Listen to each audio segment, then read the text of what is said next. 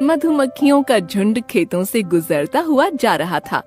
सभी मधुमक्खियां अपना नया घर बनाने के लिए पेड़ की तलाश कर रही थीं। पर जैसे ही वो किसी पेड़ पर अपना घर बनाना शुरू करती, उससे पहले कोई न कोई मानव उन्हें आग से डराकर वहाँ से भगा देता। पूरा झुंड इधर उधर घूमकर परेशान हो रहा था और पूरे झुंड को परेशान देखकर रानी मक्खी कहने लगी, मानव बहुत स्वार्थी हो गए हैं। वो ये भूल गए कि हम मधुमक्खियां भी प्रकृति का हिस्सा हैं। लगता है हमने यहाँ आकर बहुत बड़ी गलती कर दी है। थोड़ी दूर चलने पर सभी मधुमक्खियां एक फूल के बाग में जा पहुँची, जहाँ पर किसान फूलों में पानी दे रहा होता है। मधुमक्खियों के झुंड को देखकर किसान बड़ा खुश हो जाता है और कहने लगता है, लगता है बाग के फूलों की खुशबू सूंघकर ये मधुमक्खियाँ यहाँ पहुँची है। इन्हें भी यहाँ रहने का हक है। आखिर ये भी तो प्रकृति का हिस्सा है।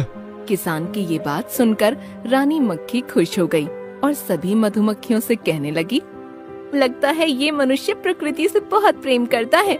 यह हमें किसी भी प्रकार से नुकसान नहीं पहुंचाएगा। हमारा घर बनाने के लिए सबसे सही स्थान यही हो सकता है। ये कहकर सभी मक्खियाँ बाग में लगे पेड़ पर अपना घर बनाने लगीं। दिन भर सभी मक्खियाँ बागों से रस भर कर ले जाती। मक्खियों को देखकर किसान भी खुश हो जाता। एक दिन रानी मक्खी हर रोज की तरह ही बाग में घूम रही थी। रानी मक्खी ने खेत में काम कर रहे किसान से आकर प्रश्न किया, किसान भाई, आपने अपने खेतों में फसल न बोकर उसे बाग क्यों बना दिया?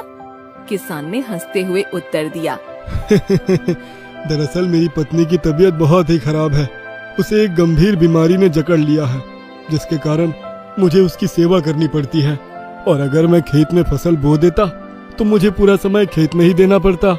इन फूलों को बेचकर हमारा गुजारा अच्छे से हो जाता है और मुझे अपनी पत्नी की देखभाल करने का समय भी मिल जाता है। इसी वजह से मैंने इसे बाग बना दिया है। रानी मक्खी को किसान की बात सुनकर उस पर दया आ जाती है। वो किसान की अच्छाई से काफी प्रभावित होती है। पर एक दिन वहाँ पर भयंकर तूफान आता है, जिससे बागों के सभी फूल नष्ट हो जाते हैं।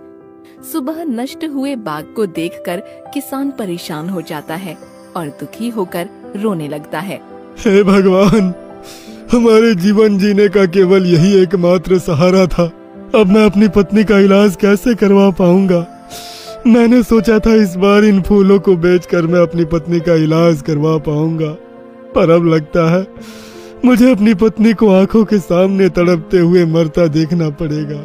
किसान मायूस होकर अपनी पत्नी के पास जाकर बैठ जाता है। उसकी सारी उम्मीद अब टूट चुकी थी। रानी मक्खी भी किसान को मायूस देखकर दुखी हो गई। उसने निर्णय किया कि वो किसान को किसी भी तरह से इस मुश्किल से बाहर निकाल कर ही रहेगी। रानी मक्खी ने किसान के पास जाकर उससे कहा, किसान भैया, मेरे साथ चलिए। आपकी पत्नी को फिर से स्वस्थ करने में मैं आपकी मदद कर सकती हूँ। पर मेरी पत्नी के इलाज में तुम मेरी मदद कैसे कर सकती हो?